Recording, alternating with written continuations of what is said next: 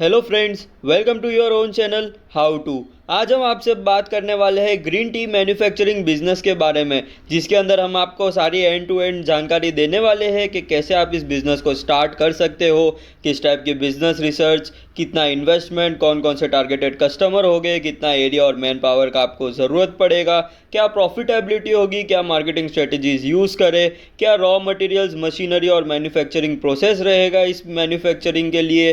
तो इन सारी चीज़ों की जानकारी के लिए आप इस वीडियो को एंड तक ज़रूर देखिएगा।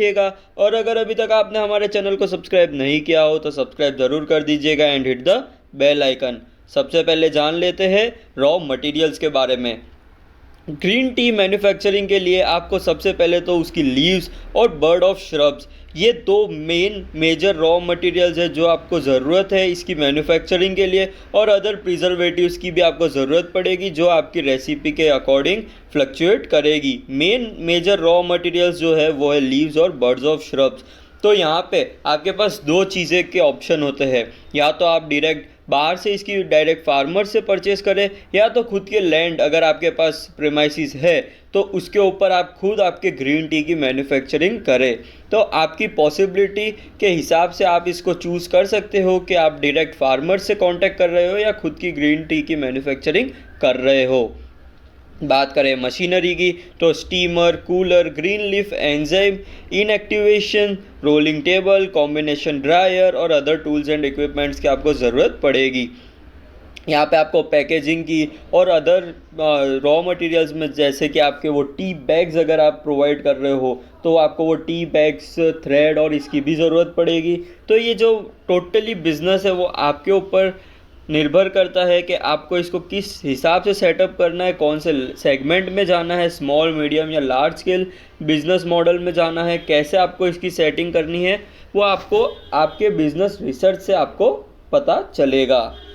तो जैसा कि मैंने आपको बोला कि अगर आप खुद की प्रीमाइसिस या लैंड के ऊपर इसकी कल्टीवेशन या मैन्युफैक्चरिंग कर रहे हो तो उसका मैन्युफैक्चरिंग प्रोसेस कुछ इस तरह से रहेगा, जैसे कि cultivation and harvesting, drawing, shaping और फाइनल ड्राइंग। जैसे कि इसमें बहुत सारे स्टेजेस और प्रोसेसेस होते हैं इसके कल्टीवेशन और ग्रोथ के लिए। तो आपको उन सारे न्यूट्रिएंट्स को प्रोवाइड करना पड़ेगा, अच्छे से इनकी केयर करनी पड़ेगी, तभी जाके आपकी जो ग्रीन टी मैन्युफैक्चर होगी वो एकदम बेस्ट क्वालिटी की मैन्युफैक्चर होगी। उस हिसाब से ही आपकी ब्रांड नेम, ब्रांडिंग सब उस हिसाब से ही आपकी ग्रोथ होगी। बात करें इन्वेस्टमेंट की तो यहाँ पे 10 to 20 लाख का मिनिमम इन्वेस्टमेंट आपको करना पड़ेगा, जिसके अंदर licence cost, working capital, salaries का payment, machinery cost, raw material और जो भी अदर एक्सपेंसेस होंगे वो सारे इंक्लूडेड है। ये स्मॉल स्केल बिजनेस मॉडल के हिसाब से हमने आपको यहाँ पे इन्वेस्टमेंट बताया है कि इतने मिनिमम इन्वेस्टमेंट से आप इस बिज़नेस को स्टार्ट और एस्टेब्लिश कर सकते हो। बात करें टारगेटेड कस्टमर की तो आप इन्हें direct wholesaler, retailer, local shop, online sites, फिर केटरिंग सर्विसेज के साथ टाई अप कर सकते हो, कॉन्ट्रेक्चुअल बेसिस पे वर्क कर सकते हो। टोटली डिपेंड करता है आप कितनी मेहनत कर रहे हो इस बिज़नेस में। जैसे कि आप अगर केटरिंग बिजनेसेस के साथ आप इसकी डील कर रहे हो या आप रेलवे के साथ इसकी डील कर रहे हो तो उससे आपकी ग्रोथ भी अच्छी होगी, आपका प्रोडक्ट ज़्यादा बिकेगा भी, क्योंकि वहाँ पे बहुत सारे, आपको भी पता है अगर आपने वहाँ से ट्रैवल किया है तो वहाँ पे उसकी फैसिलिटी अवेलेबल है। तो टोटली आपके ऊपर ये डिपेंडेंट है कि कैसे आप इसकी ब्रांडिंग और एस्टेब्लिशमेंट कर रहे हो।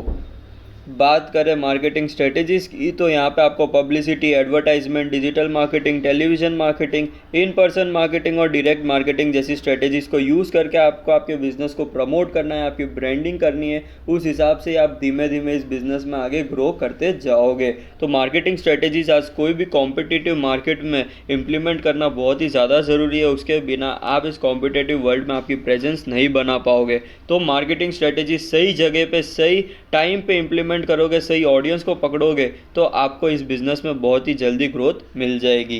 बात करें एरिया और मैन पावर की तो यहाँ पे 1500 से 2000 स्क्वायर फीट का मिनिमम एरिया रिक्वायर्ड होगा। और मैन पावर की बात करें तो 8 से 10 लेबर की मदद से आप इस बिज़नेस को इजीली रन कर सकते हो।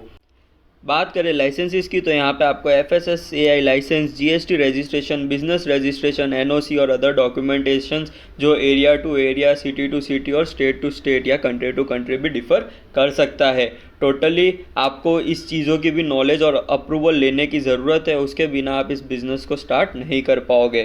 तो बात करते हैं प्रॉफिट रिटर्न की। तो इस बिज़नेस से आपको 30% का मिनिमम प्रॉफिट हो सकता है, जो टोटली डिफ़र करेगा आपकी sales, manufacturing cost, raw materials और अदर एक्सपेंसेस। यहाँ पे जो अदर फैक्टर्स है आपके प्रॉफिट को जो इम्पैक्ट कर सकते हैं, वो कैसे आप सेल्स कर रहे हो, कितने कॉन्ट्रेक्चुअल बेसिस पे वर्क कर रहे हो, क्या क्वालिटी की टी प्रोवाइड कर रहे हो, कैसे आप सर्विस प्रोवाइड कर रहे हो, कितना आपका प्रोडक्ट अवेलेबल है टाइम टू टाइम, कैसे कंज्यूमर्स की नीड्स और जो भी रिक्वायरमेंट्स है वो फुलफ़िल हो रही है कि नहीं हो रही है। इन सारी चीज़ों पे जो आपका प्रॉफिट मार्जिन है वो टोटली इंक्रीज़ और डिक्रीज़ हो सकता है। तो इन चीज़ों की आपको बहुत ही ज़्यादा ध्यान रखना है और इन सारी चीज़ों पे भी आपको वर्क करना पड़ेगा, तभी जाके आपका ये प्रॉफिट है जो 30% हम यहाँ पे मिनिमम बता रहे हैं, वो शायद उतना या उससे ज़्यादा भी हो सकता है।